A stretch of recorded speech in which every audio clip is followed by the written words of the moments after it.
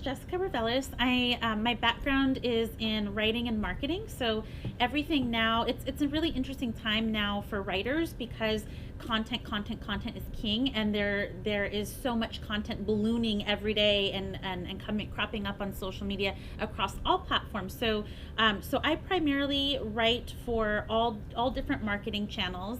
My specialty is social media and content development, and content development can look like anything from web copy to some social media, longer form social media, advertorials, magazine writing, blogging, all of those kind of things. So anything that's really the written word is content marketing now. So what I'm going to go over today are some specifics related to Facebook, Twitter, and Instagram is kind of where we'll focus.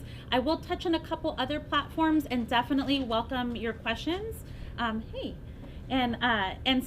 So we're going to dive into some statistics. I've pulled a lot of research that will help hopefully inform you on what the current state of social media is, and these are current statistics between as far back as 2014, so pretty current, and most of them are 2016 to 2015 statistics. So the beauty of social media is that it updates and changes all the time, so I get to change this presentation constantly.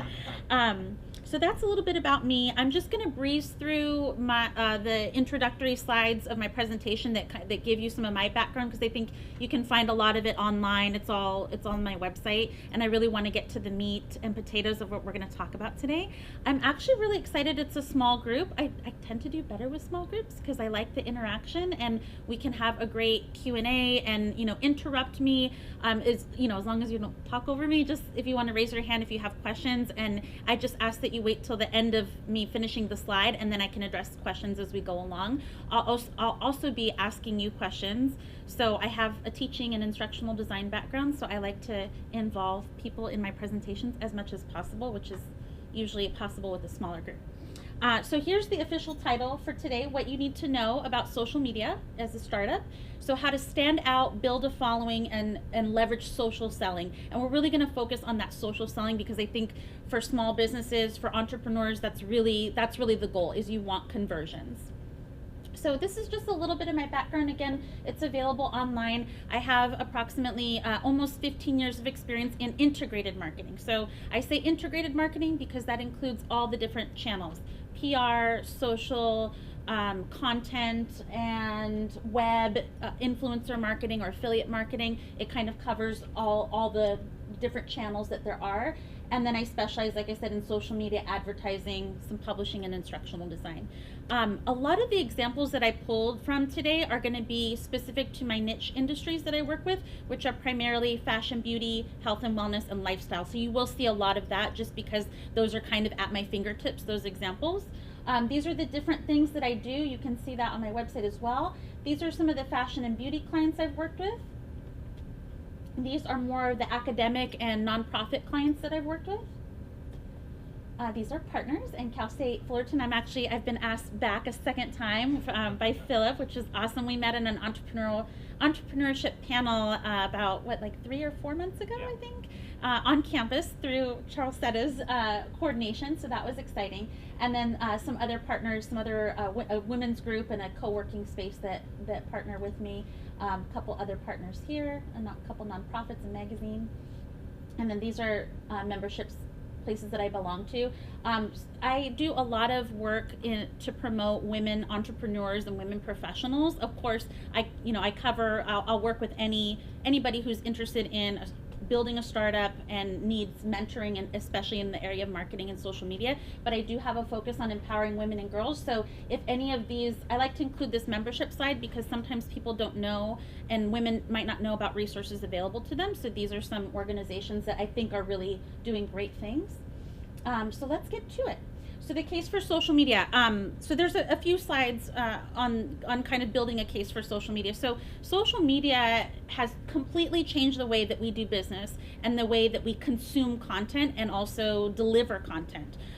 So as of this is the 2014. This is the only dated, somewhat dated research statistic, and Pew Research Center is a really, really great tool for those of you. I'm sure being in school, you're asked to provide sources, academic, credible, reliable sources for your information. So I'm a research nut, and I always like to have statistical data and current research from reputable sources, and I use that to do my presentation. So Pew Research, they're always, about a year behind in collecting data, and there are some limitations in terms of the groups that they survey, but there's some really exciting demographic information, especially related to communications, marketing, and other demographic factors. So they pull information on all the different social media sites, and you'll see, I have a couple graphs in here that kind of show a little bit in the 2013 to 2014, some of them get into 2015, some statistics about social media usage.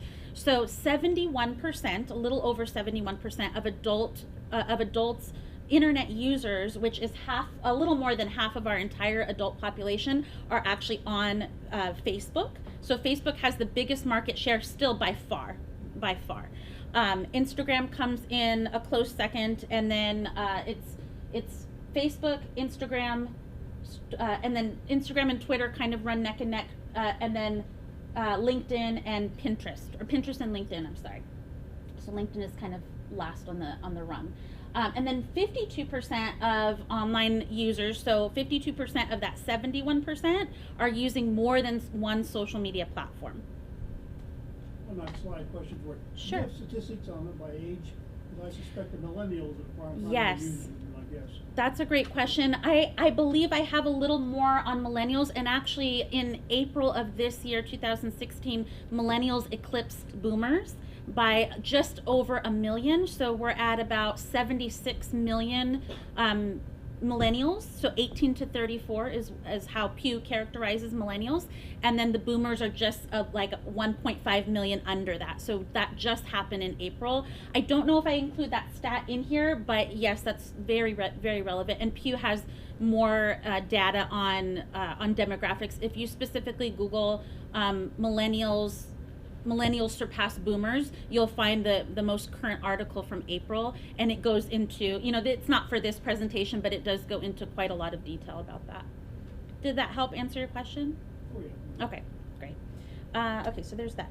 So now what's interesting is social media is changing not only the way that we consume content, but how we pay attention to content, and how that content then informs our purchasing decisions. So we're always here, right? Or in front of the screen, in front of our phone, in front of our tablets. So according to Business to Community, 57% of consumers are influenced highly after looking at a business and seeing positive comments or praise online. And it's a little bit tricky for businesses, because I'm sure you've got Yelp, you've got Google My Business, and then you've got Facebook, which is kind of a free-for-all. And you'll see, I don't know if people notice, but a lot of brands have to work closely between customer service, and I've been in these roles where you have customer service and marketing having a war over who responds to what gets deleted, how do you respond to a customer complaint, and who deals with what level of complaint. Is it a return, or is it an issue with an image that was put online? And so it's a really it's an interesting time, because you've got a lot of people saying different things about brands online, and you have it on the three main ones are Yelp, Google, and Facebook. So if people are seeing positive things about a brand, 52% of them are influenced, and by that I mean influenced to make a purchasing decision based on that praise or negative feedback. So brands are really having to work hard, and now if you notice, I challenge you to take a look at some of your favorite brands that you see all the time and see how many of the comments are negative or positive. The vast majority are negative and people complaining, but you'll notice now that I'm telling you this, you'll notice the way that customer service and or marketing departments handle those complaints, and they have to be really politically correct, and they have to be really appropriate, and it's kind of a no-no. You don't delete comments, because that can create a backlash, and some companies have really had to learn the hard way with that. So I think this speaks to your question. Is it Alan or John? Alan. John. Okay, so John. So this is that 90% of young adults. So the millennials, 18 to 29, millennials go up to about 34, are using social media compared to 35% of those that are over 65. But Facebook now skews 34 to 65. where it didn't before when it was really, emerging in the mid 2000s. Now a lot of the younger demographics, so millennials and under, are going to Snapchat, Instagram, a lot of the apps where you have content that disappears after a certain amount of time. So Instagram, Snapchat, Periscope, those type of apps where you can do a lot of instant messaging. The content is very, quick information at your fingertips, 30 seconds, 60 seconds. I think Instagram just increased their video capabilities to 60 seconds from 10 and from 30. So those people are definitely using social media, and a third of millennials are saying that they prefer to communicate with brands via social media.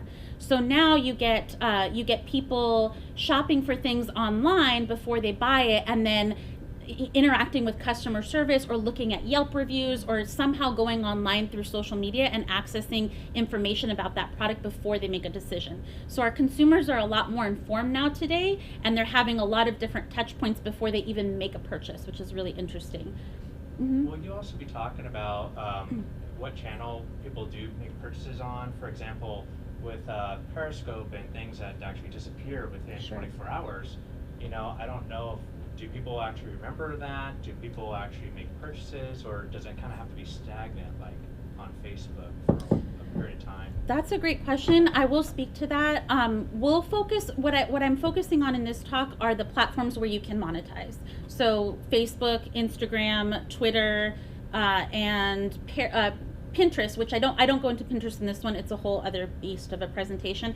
But those are the platforms where you can use advertising and kick in marketing dollars where it will make a difference. The other platforms, there are ways, even though they may not allow advertising capabilities at this time, it's still brand recognition and creating a personality. So Periscope may not, to answer your question with regard to Periscope, it may not necessarily directly create a conversion, but the user's having another touch point with the brand, and it takes between 7 or 8 touch points before someone even makes a decision.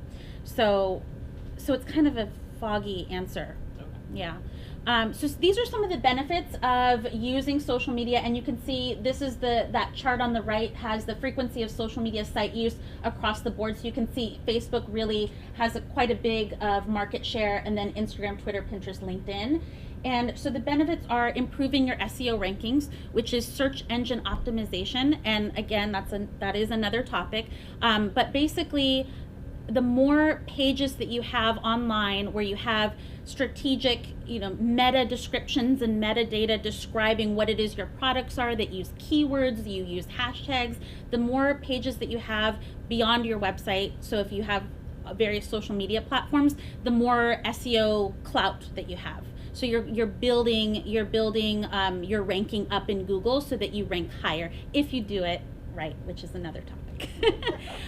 With social media, you're also increasing traffic. So beyond your website, you're giving people different platforms to interact, and you're able to reach a much broader audience. You're creating rich customer experience, which leads to higher conversions. So instead of people just maybe interacting with your website and feeling like, well, I'm only able to make a purchase here, if they have a question, they can chat, they can go online, on Facebook, they can interact with customer service. Now with businesses, you can see what hours businesses are open, and you can actually see how quickly they respond. So if a business responds typically in 10 minutes, that'll actually show up on Facebook on the far left-hand column. If it's something more than an hour or so, don't worry for your business page, it just won't show up at all. And then increased brand recognition, greater loyalty, and then customer insights. So insights is essentially analytics. Do people know what analytics are when I talk about social media? So analytics are just the measuring tools that we use to look at who we're reaching, when we're reaching them, how, and what their behavior is. Are they driving a conversion? And conversion is just a sale. So successful use of Facebook for Business, which are business pages, is just being able to engage your audience. So I talk about this in a later slide. We talk about reach. Do people know what reach is online, on social media? Take a guess. How many people see it? Impressions. How many people see your posts? And then what about engagement? If they respond. If they respond, how they respond. So what are some engagement metrics, do you think, or measures? Number of comments or Comments, posts or likes, shares. Absolutely, absolutely. So you guys are already ahead of the game. You already know the metrics. So that's what we measure when we're looking at insights, which is the Facebook terminology for their analytics dashboard. And the pages allow you not just to create advertisements and create campaigns and promote your products, but also to connect with customers. And it's really about, now more than ever, not a hard sell, but building a relationship.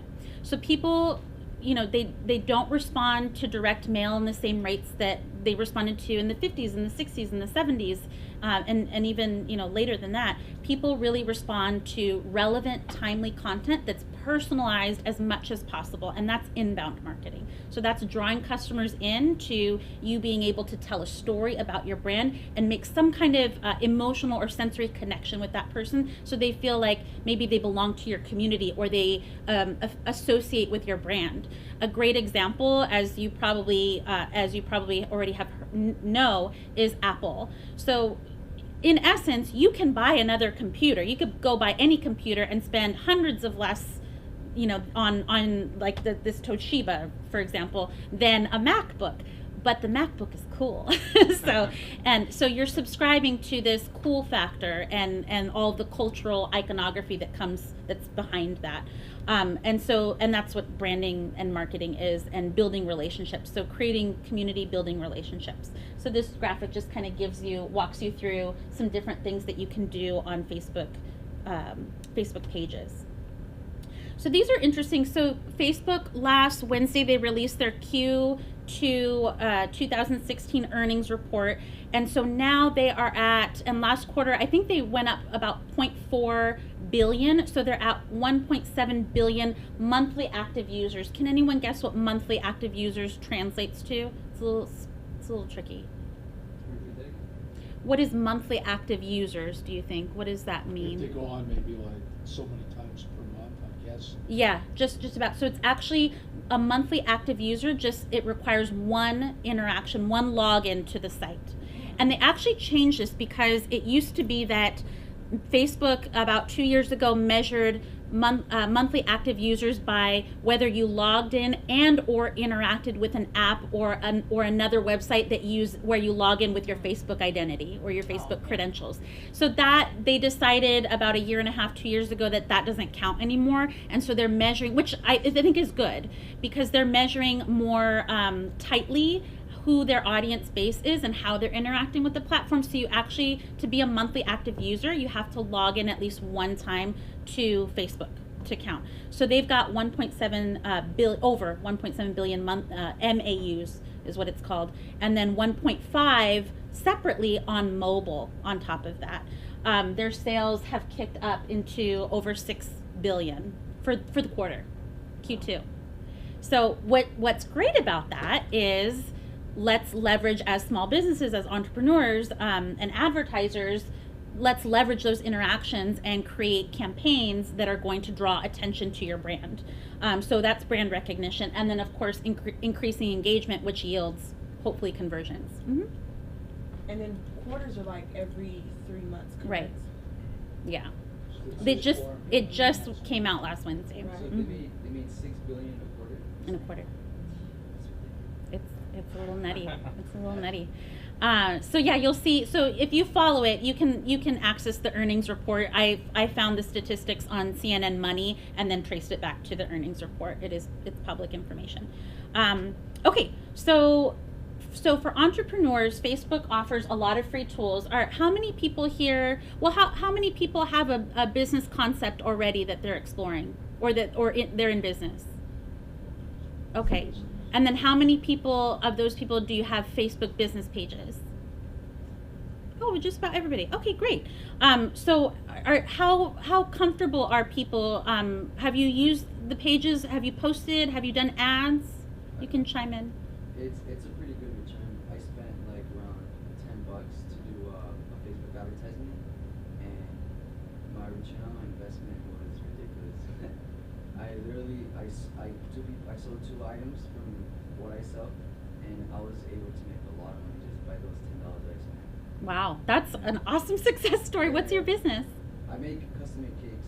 Oh, So wow, basically, okay. I posted up. I think it was just a cake. It was a nice looking cake, and I just posted. I think it was a boost post Mhm. because I've done boost posts and I've done the likes for page, Mhm. and then people just reach you onto that, and from there you set them up to your website, and from your website that's when you convert them. But just by doing $10, I spent about $10. It's a great investment. Super, super I great love. You couldn't be a more perfect story for my presentation. That's great. That's great. So, You can design it. You can design it to where like you can get into that with this because there's different. You can pay for clicks or for impressions or for different types of stuff. But what I did, I only did it for 1 weekend, and I set up the bar because I think it's minimum of $5 per day. But I'm gonna, yeah, I'll address Okay, a little sure, bit more sure. specifics. So that's great. So there's different types of ads. So like you were mentioning, there's the type of ad where you can promote or boost a post. So boosted post allows you to, for example, a good way to do this would be if you have a blog and you maybe want to write 3 lines or a lengthier snippet of that's promoting that blog post, and you want a little bit more copy or verbiage on your post, you can actually kick money into that post. Anywhere between $1 a day is the minimum threshold to, $5, $10, or as much as $30,000. There are businesses that spend that much per day on their ads. So it's great. What I love about Facebook for Business is that it's very economical, the model for entrepreneurs, because you can test things for literally as little as $1 a day. So you could have a $30 ad budget for your marketing and get away with that probably in the beginning, but you want to test, and I think variety is really important. So I have some of the more popular page advertisements. So there's the page post, which shows up in the news feed, the page like, so promoting and targeting people so that they like your page. So that's more exposure, greater reach. Creating an offer or creating an event offer. Carousel ads, we're going to look at some examples of some successful carousel ads. Those are the ones where you can scroll through the pictures, and it's just very little copy or words that you can actually include on those. And then videos or GIFs. But you definitely have to pay to play. So again, with the way that Facebook works is that you can do $1 a day, you could do $5 a day or a week. But what was your name? Renee. What I liked about what Renee said is that he tried some different things. So I always recommend that, if you could spend $25 a month, but split it in between and maybe do anywhere between 2 or 3 different types of ads and write different copy for each one. So you can, and you can do, I'm not getting into targeting too much, but you can target your ads to specific audiences based on age, gender, what they do for work, what their likes are, interests, how much, even you can drill down, if you have a bigger following, you can drill down into purchasing behavior online and off of Facebook, depending on how they log into different platforms where they make purchases. If they log in through Facebook, then you can actually monitor that behavior and target people based on their spending habits and what what they're going to be most interested in. So however, one thing I thought I would pose to the group is organic reach. So organic reach is, for those of you that may not know it, is how many people see your ad for free without you putting any money into it. So can anyone guess what organic reach was in 2012? You mean the percentage? Mm-hmm. Percentage. I'd It's say almost zero now. 5-10%. It was about 18%, 16%. And then by 2014-15, it dipped, and you'll find tons of articles on this because people went really nuts, marketers and advertisers, and it dipped down to between 2 and 4%. And now we're at about 1 to 2% in terms of organic reach. So what people who already like your page will see for free without you having to spend any marketing dollars on that ad. So it seems almost nonsensical, but what do you think are the reasons for, and Facebook has said eventually it will hit 0, which it might as well be now, but why do you think this is happening? I would say because it's all saturated. Absolutely. There's constant mediums coming in your newsfeed, and everybody posted on there. So with that being said, there's no such thing as organic because people who are already being to be advertised are gonna have priority over you, which means that they won't be able to get views. Absolutely. So there's more content. It's saturated. He hit the nail on the head. And actually Facebook has put out a public statement on their website, on their business website, and there's been tons of interviews.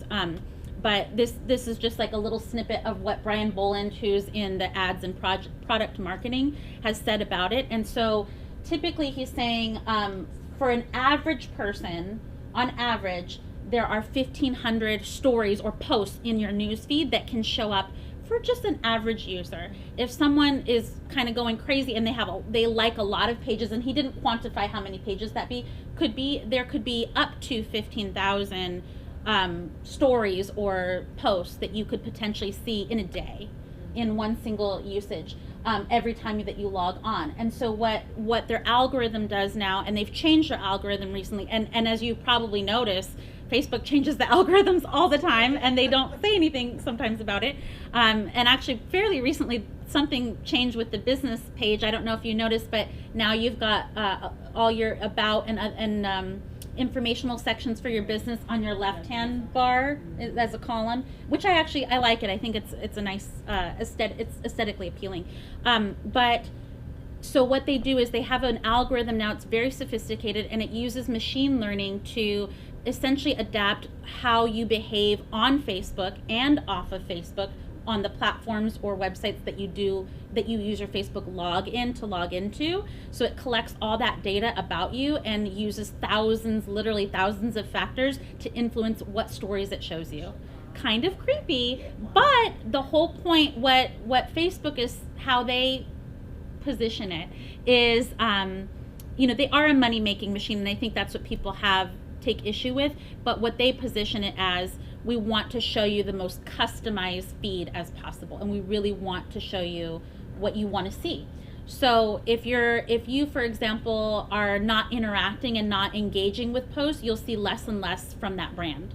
So, and I test it once in a while with different brands, even myself, and I'll like maybe 3 posts from Social Media Today, which is a trade pub that I read, and then I see that constantly. So it's smart. It adapts to your usage, and so they're trying to customize it as much as possible. So taking those 1,500 stories and narrowing that down to 300 per instance or login that you have. Kind of cool. So moving on to Instagram. So Instagram has over, or any questions about Facebook business? And we're going to see some ads. I actually pulled some ads for you. Is anyone else running ads besides Renee? You are. We've done them before, or we have a friend that actually specializes in it, and we definitely saw the return on the likes.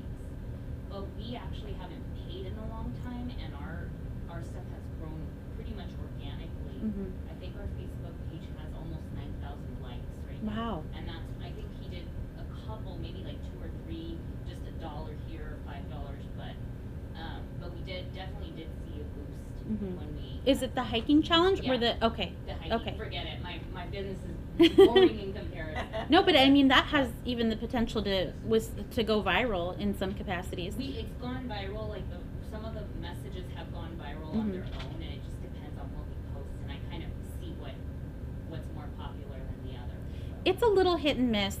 If I come back, I can do a talk on virality, and there's some industry professionals say that there's a formula for virality. It's up for debate, but it's hit and miss. There are some ways that you can kind of help control or to make things maybe more viral than others. But I would say I always recommend to entrepreneurs and individuals that I work with. I do a lot of personal branding work with people. I always recommend, just like a blog, be consistent. Even if you have this jump in kind of this viral content and you see this boost that is organic, that's great, embrace it. But know that there's going to be an ebb and flow. So the time that you spend where you actually decrease or take away those marketing dollars, you'll see that slump later down the road. Because eventually that virality and that momentum, it does run out, and you'll see ebbs and flows, just like in any business. in your financials, in your marketing, in all areas of your business, there's going to be fluctuations, and it's based on seasonality, and it's based on current events, and it's based on how you strategize your marketing dollars. So even, you know, if I could impart one thing today, it would be similar to a blog. Try to run your ads strategically, if you can, on a weekly basis, if not at least, you know, a couple times a month. And if the more consistent you are, also the more data that you're generating, and then you'll be able to look at a full year and the whole spectrum and see that, oh, well, I spent $50, you know, in Q1, and then by Q2, you know, I added 10 or 15 more dollars, and I did see an increase, or I didn't. Maybe I have to adjust my copy and my strategy, and you'll be able to analyze and predict and strategize a lot more efficiently for your business going forward. So I'm glad people are experimenting with ads, and the best way to just do it is to jump in and play with the platform. If you go to facebook.com/business, there are tons and tons of tools. It's like a big blog, and they have, it's pretty rudimentary. There's some intermediate stuff in there, but it's really basic information on how to approach ads, and just some best practices that I think are really easy to read and very clear. So moving on to Instagram. Instagram has about over 400 million global users, so that's not that we're not doing monthly active users here. It's global users, and about over 90 million, which this is a little dated, maybe by 9 months. So it might be over 100 million photos a day, which is pretty fascinating. And so the whole point of Instagram is it's visual storytelling. So it's, you know, and you do see brands that have big long captions, but the whole point of Instagram is to appeal to the visual senses. So are any of the businesses in here on Instagram as well? Okay, and what has your experience been like?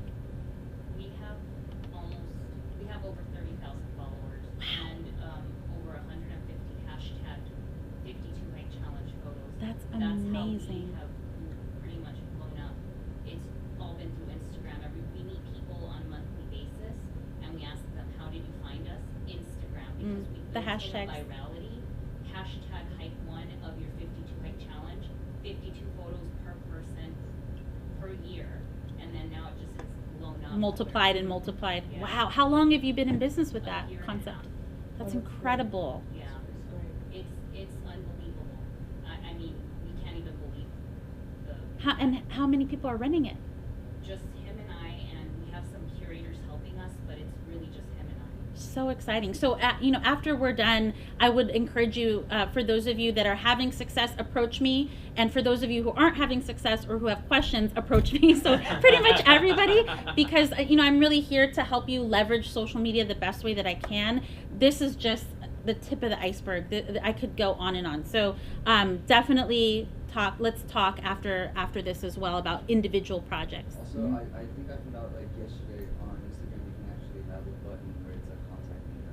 Yeah, they have business pages now. I just Mhm. found out about that. Really? Yeah, if you look, Right there next to the following button it says contact, and you go straight to their email. Or, Right. Yeah.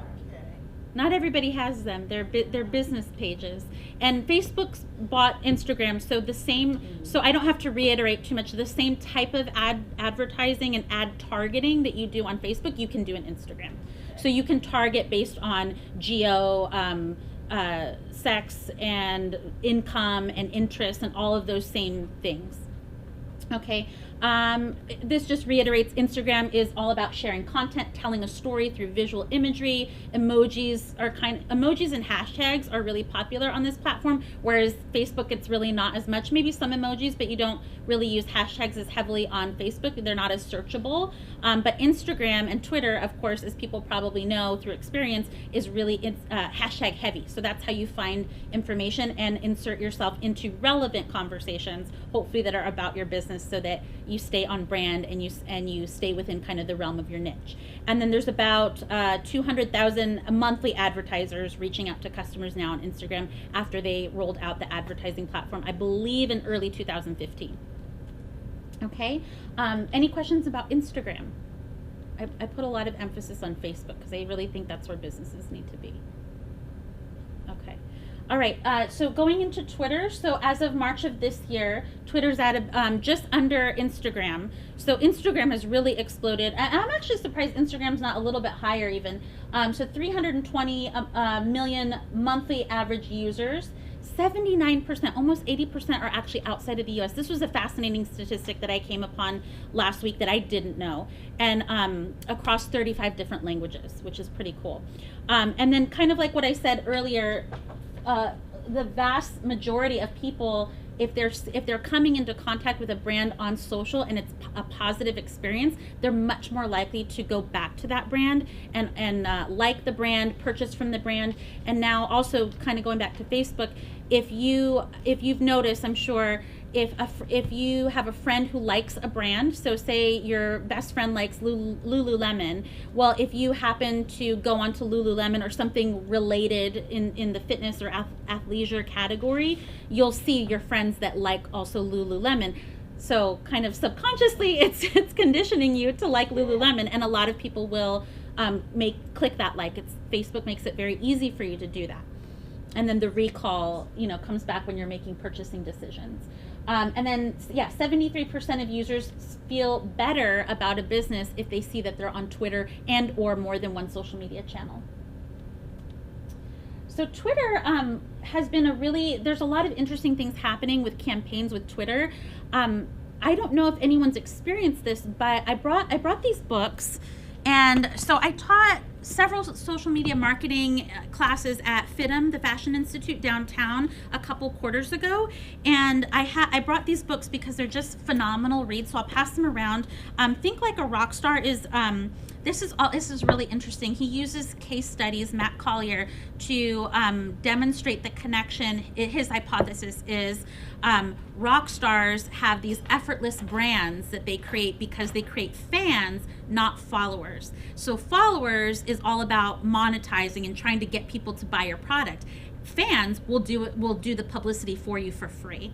So it's a really interesting read, and I mean, even while we're here for the next however long, you can probably even read a couple of the case studies. This book, Best Digital Marketing Brand Marketing Campaigns in the World, this actually came out, unfortunately the third version came out maybe like 3 weeks after I started teaching my class, so I didn't get my hands on the third version. So this is dated. So this is, I believe, 2012 to 2014, or I think 2014. And then the campaigns in the third edition, if you can grab that, and you can read a sample online, should be 2015 to current, which is pretty cool. So what I wanted to talk about with Twitter with this one is, and you can look at the case studies, there was a brand, a Kellogg's brand, part of one of their branches in a European country, I don't remember the country, and they set up what they called a tweet shop. So this is something that you can think about doing with your brands if you're doing events. Maybe it's the hiking challenge, anything where you have some kind of personal interaction or physical interaction with a customer through an event. So what brands are doing now is they're actually coming up with, and you might have done this too, participated, they're coming up with branded tweets. So they have like a little line and a hashtag, and if you come up to their booth or a pop-up shop or an event or what have you, and you tweet their branded tweet with the hashtag, take a picture, then you can exchange for, and so they use social currency is what it's called. So then you exchange for product, or you get a coupon, or I love that idea. Kellogg's did an amazing job with it. They were promoting this, again, it's in a European country that I can't recall, but it's in that book. They were promoting a new cracker that they were coming out with, and so it was called the Tweet Shop. And so you go up and it's set up almost like a carnival booth, and you go up and you take a picture, you tweet what they already have on the wall. So they've got, 6 different tweets. So they're controlling the messaging, but it's interacting with the audience and getting them to participate, and the audience gets the cookie, the audience gets the cracker, and then, they get this kind of free exposure, which is really fascinating. I'll be exhibiting at the California Women's Conference, and I'm trying to come up with a concept for our booth that is different than what we've done before. So I would love to see you test that. I love it. Yeah. Is that the one in Long Beach you're talking about? Yes. Nice. Or did they revive that? I thought. Michelle Patterson is now headed. She's doing that now. Yeah. So social currency is kind of this new buzzword, and a lot of companies are starting to adopt this, where when they have live events or pop-up shops, they'll adopt kind of this idea that helps to humanize the brand. It builds excitement around whatever the event is or whatever the product is. You can do it with a product or a service. It can be any type of business that does this well. It just has to be strategic. Yes. One of the award shows I worked a few years ago, we had tweet signs all over the production room. Every celebrity we came across in every event, fan engagement event, we were telling them to let them know what the tweet was. And the hashtag. Hashtag. And it was our first year at I think it's the Nokia Center. Yeah. We had used that whole entire area. I think we generated 6.2 million viewers. Impressions or that we've never gotten before. Yeah.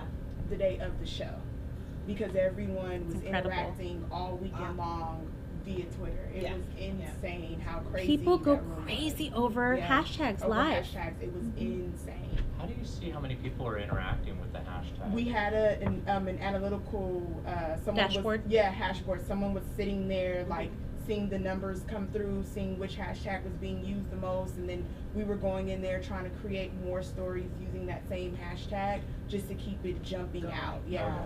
Yeah. And it was #1 trending for that whole weekend. Yeah, it was insane. It was crazy. So that's the best case scenario. Award show. Yeah, it was a award show. We were afraid, how are we going to get the fans here and how are we going to get the viewers here, because we have this huge venue that we never use. Yeah.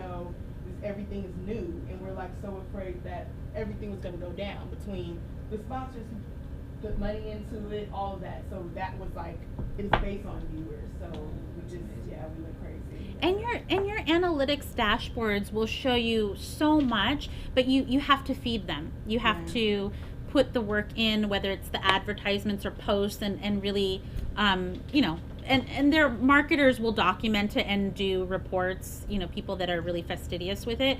But it's, analytics will tell you exactly what's happening with your social media more than you can predict. And sometimes you're wrong and sometimes you're right about things. So it's all about testing and seeing how people respond. And virality, again, it's just kind of that, it can be that really hit or miss. And anyway, so that's Twitter, and I just wanted you to get a look at those books to see some examples of successful campaigns that have been live type things. So now, if you don't have questions yet, there's kind of a little bit of an interactive portion, more than what we've had already. I have some examples of successful ads that I think are really innovative and clever and a little bit different. These are from bigger brands, and I don't want to I'm not using these as a way to discourage people to think, oh, but they have all this money, I could never pull that off. You'd be surprised how inventive you can get, and you can replicate some of these things with props or very little marketing dollars. So I really challenge you to think outside of the box with your campaigning, and maybe try to, to get close to what some of these brands are doing really successfully. So any questions before I go on? Okay, so again, a lot of them are fashion and beauty. So Zara is a fast fashion retailer similar to Forever 21, H&M, etc. So they had some really cool ones. So these are just these are your typical, like a traditional newsfeed ad. You really only have between 7 and 10 words or copy. So there's a character count, including the link. And then here's just another example. These I thought were kind of chic for that brand because they're fast fashion, but they aspire to be a little bit more high fashion in their look. And then the picture on the right, it's actually a GIF. And so I tried to capture it at just the right moment, which took me a while to do. But so the GIF, basically, it rotates around and you see the bag turn from brown to green, and their tag copy is, which color do you prefer? Oh, I like the brown, let me click. So, and then these ads show up in the news feed and they click directly to the product page on the website. Okay. And this is for Twitter, right? This is Facebook. Oh, Facebook. This is Facebook. So here's another Zara example, and you can see these are GIFs, so they're videos here. And this I liked because this is a different use of a GIF where they used graphic overlays. And so you start with just the plain dress, and then as the GIF or the video continues, you get more flowers, and then they disappear. kind of interesting and really simple to do. You can just Google free gift maker, and there's plenty of them online. Here's H&M. Do we have time to watch a couple little videos? Sure. Okay. Before we continue, Sure. I haven't experimented with videos when it comes to advertising. Do they charge more for videos, or is it the same price? It's, you know what, that's a good question. I think it's probably different, and it's whether you do PPC, pay per click, or pay per impression. I don't know, because I haven't done videos for my own brand. Yeah, I've only done Facebook Live and Periscope, so I've done video branding. I haven't done video ads yet for myself. Yeah, that's a good question. How does pay per click, how does that work? You're paying a certain amount, certain cents for every click. So say you budget $1, and this is not a true example, but this is just to give you an idea. Say you budget $1 for your ad for the day, and each click equates to 10 cents. Right. So after 10 clicks, that $1's gone. Wow. So you can only get up to 10 clicks for that $1. Does that make sense? I thought like other advertisers or sponsors sponsored that. No, that's usually your own money going into. Right. Got it. Yeah. So we've noticed how we get more likes with just a still photo than people actually watching a video. And so I'm wondering if maybe, I don't know, have you noticed, is it like more quality than quantity? If people watch the video, then maybe they might be more involved, and maybe they might actually convert more? It varies. It Okay. varies so much, and that's a really hard question to answer. By far and large, video is not going away, and it's you know, I think we're going to get to the point where we're just become saturated, just like with any content, because even now you have Facebook has that the video instantly plays in the last, I think, 2 years that's come up, and I even find myself as a consumer, and I'm a marketer, so I click everything, and I will scroll through the video. I will not even press play. I'll just read the captions of the video up until a certain point that I lose interest and I move on. Same here. It's interesting how our behavior has Instagram, become though. attuned. Yeah, Instagram, it just comes at you, and you have the choice to kind of watch it because it was 10 seconds. Mhm. So I feel like videos on Instagram were working much better than Facebook. Because Facebook, it's muted. Like, though it'll play, it'll mute. So you can go and scroll down and Mhm. choose to watch it or not. But I Mhm. think it does depend, like you said. It just varies. It really depends on your audience as well. Yeah. So I would say if you have a younger demographic, video's probably going to be pretty effective. Older demographics, they may not be interested, and it also depends on your product, service, you know, whatever it is that you do. It just varies so widely. Yeah, that's really hard to pin down. But I would say it's smart to have a video strategy in place, because I don't think everything should be still and stagnant. More interaction is better. So people like to see movement. They like to be able to use their different senses to absorb stories. So I think, you know, you're talking about the Center for Entrepreneurship or for the incubator. Is it the no, Facebook? for our hiking. Oh, for hiking. Yeah. Okay. So yeah, if you can do interviews with people, if you could do stories where you're on Periscope or on Facebook Live as you're hiking, people want to actually see personality and character and imperfect people. They want to see you sweat. Okay. So Yeah. really. To add to that, I know that Instagram has the views now, and that usually, yeah. Mention to you that I think it's changed because that was before. Now I think if you just scroll through, it counts it as a It view, counts even as a if you view. didn't- Yes. And that gets even if you people. didn't really see it. Yeah. It could be 5 seconds. Yeah, Mhm. but it once you see those numbers of how many people view, you Yeah. I'm It gonna captures, view it, right, it A captures lot of you. them are, like, YouTube. crazy That's like now, all. and before they, yeah. So I don't know that. I don't think you knew that. I was gonna mention that. Did you have a question earlier? No, I was just gonna mention that I've noticed that I think now when you just scroll through, even if you don't like put your full attention on it, it does count it as Right. a view. Yeah, Well, I think Instagram, YouTube yeah. is somewhere between 3 and 5 seconds counts as a view.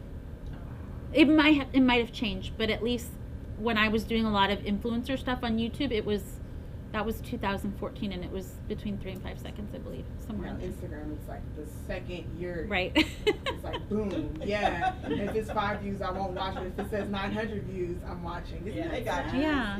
Yeah. So, go ahead.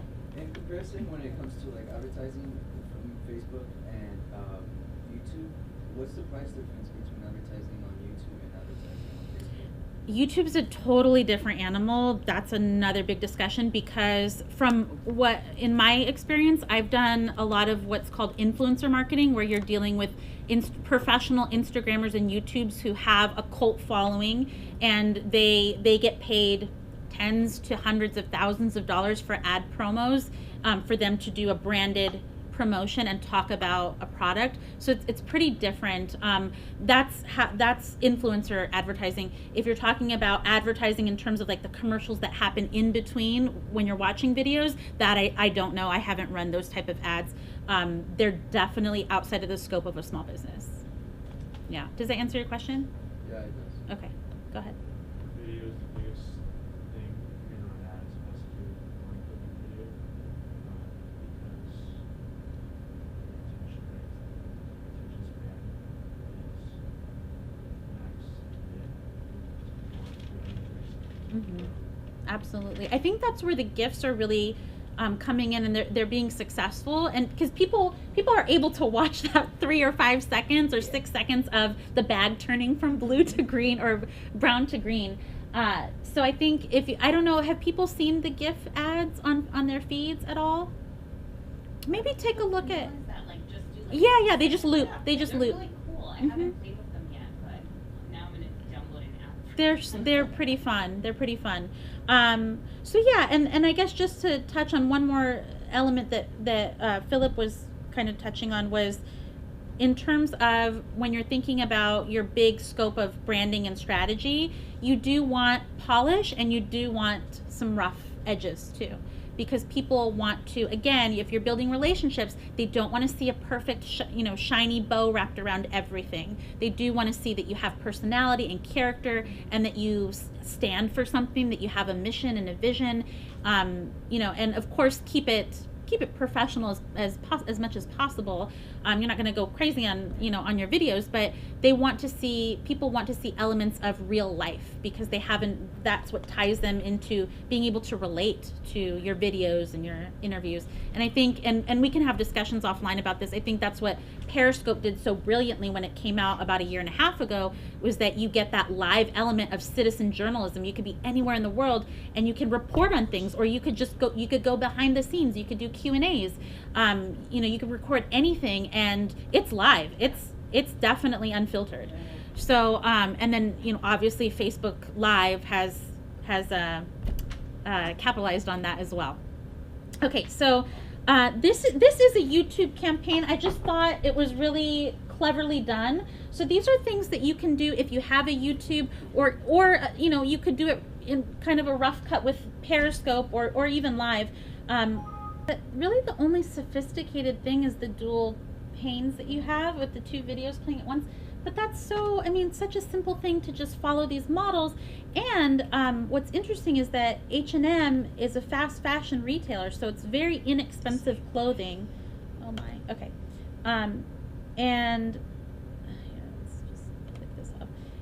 But they're appealing to this high fashion sensibility, if you gathered that. Okay, so that was H&M. Forever 20. Oh, go ahead. Not only that, but I also feel that it captured attention. There's so much going on, and you're just like, what?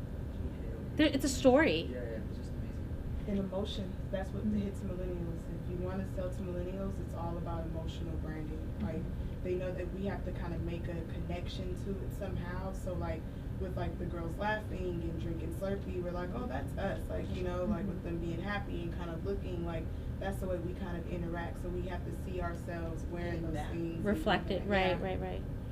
Okay, and this is this is Forever 21. I'm not gonna play model talk. It's extremely obnoxious, but can you guess why? So it shows some of my bias, but anyway, you can look up the Model Talk campaign. It's just these silly girls that are talking about silly things. But what is, I think, interesting about it is that you've got high fashion models that are appealing to these young girls because they like the same things: nail polish and shopping and whatever, tassels, I don't know. So I thought that was kind of cool. That's featured on their page right now, on their main YouTube page. And then these are some carousel ads that I think they did really well. And again, you just have a little bit of copy here, maybe, 7 or 10 words here. And then with the carousel ads, you can actually scroll through and you just get about 3 or 4 words to describe what the product is. But what I liked about what Forever 21 did is that they were pretty clever with the use of just that small bit of real estate that they had. So instead of just, cute cami or tan cami, it's make a statement, lace goddess, white one-piece goals, zip love, etc. Cotton On is a brand that's also fast fashion. I was doing a study on these fast fashion brands, but they also do some cause marketing. So this is really hard to read on here, but if you want to come up and take a look later, they do work with artists around the country, around the globe, and then they work. This one here is, they have these bracelets that contribute, a portion of the proceeds go to helping women in Africa build their businesses. So they've got kind of this social mission, even though they're making a profit off of, selling their clothes. And then they work with visual artists and performing artists. So these are just some, these are posts, regular posts, and then their campaign, which I liked, the advertising part of it is the "We Are One," that message, "We are one, one squad." So I thought the copy was really well done there, very clever and very tight. Lane Bryant, if you've seen, last year they came out with the "I'm No Angel" campaign, which was a huge backlash against Victoria's Secret models, who are these, idealistic female figures. So they came out with wearing these plus size models wearing all black silhouette type clothing and bras and things like that. And their whole idea, the idea was hashtag "I'm No Angel" and plus is equal. So we'll just watch one of them. You can watch the other one on your own. Of iterations of this campaign, both still that were plastered over buses and billboards, moving, and then video. And then this other one down below, this was kind of a clever GIF that I really liked, where, it had an empty clothes rack, and then it's quickly just filled up with all the different clothing that they had for summer. So that was neat. Pennington's, this is really cool, so I'm going to show you this video. There are 2 of them. I think we'll do this one. So they're also plus size fashion company. Not as well known, but they're really, really clever. And then I just have a few more quick ads for you. These are ad campaigns that did really, really well. So Nordstrom created, at their Seattle flagship store, they created for their biggest, it was their biggest annual sale. So they did their biggest Instagram post. They made a dress that was, I believe, 25 feet long. And so they stretch it. So this is fabric that got stretched across the ceiling of their Seattle flagship store, and the dress is 25 feet, and I think the whole image stretched across is something like 13,000 feet or something. Wow. And it did extremely well. Why do you expand a picture like that without getting into it? I have little tricks that I do. No, I just increased the size of my screen and then clipped it. Yeah. This is a L'Oreal Paris, so they were doing, the top caption came from the Hollywood Reporter, and then the bottom one was an Instagram post. So their idea was, their slogan is "Because You're Worth It," and so they wanted women at the Oscars to be able to talk about things that were worth it to them, things that were important to them, and so their hashtag for this was "Worth Saying." What's worth saying? In talking about beauty and getting ready for the Oscars. And so Jennifer Lopez says, "Every girl deserves to have her voice heard." So it was kind of a women's empowerment campaign. Tom's did a campaign last year. So these are all 2015, 2016. Tom's did a campaign where they had, for, between May 5th and 21st, this was pretty awesome, pretty radical.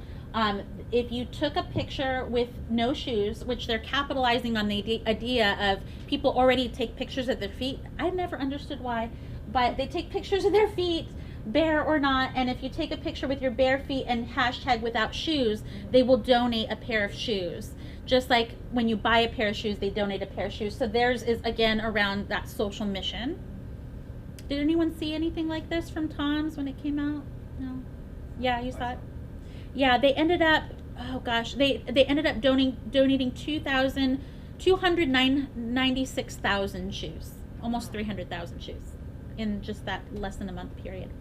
Paramount did a Zoolander Blue Steel. This, I mean, it's not super clever, but they capitalized on, you know, the first Zoolander movie, and so they had people do their Blue Steel facial expression as a selfie. So that was an example of a movie studio. I'm curious. I've seen on Facebook that you can create like different backgrounds or Filters. like, you know, filters. Yeah, like the French flag, but then you can also do like your favorite Right. your favorite football Characters or whatever. So yeah, I was wondering, like, how do you create those, or is that all pre-programmed in there? I've never done one of those Okay. because I like my image the way it is. I'm so on brand. I try to be.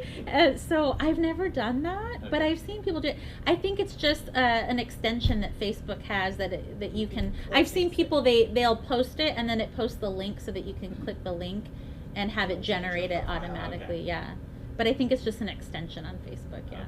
Okay. This is Disney partnered with Make-A-Wish, another social campaign, cause marketing campaign. So they partnered to raise, they were going to raise $1 million to support the Make-A-Wish Foundation. So they said, you know, I think the hashtag was share your ears. It was share your ears. And it went so well. So for every share your ears post, they would donate $5 to Make-A-Wish.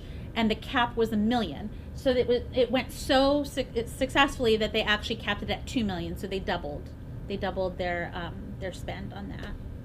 This is Taco Bell, which interesting. I see them all the time in social media. They're doing really awesome things on Periscope and Snapchat, and it's silly. But see how unpolished this is. It's not unprofessional in terms of, you know, it's not scandalous or vulgar or anything like that. You don't need to go there, but it's just undone a little bit. It's not perfect. So they have a lot of fun, and they've got great interaction online. This was on Snapchat in their Snap Stories from Valentine's Day, and they have about 200,000 users on Snapchat. That's Taco Bell. Oh, that's it. That was my last one. So thank you for your attention.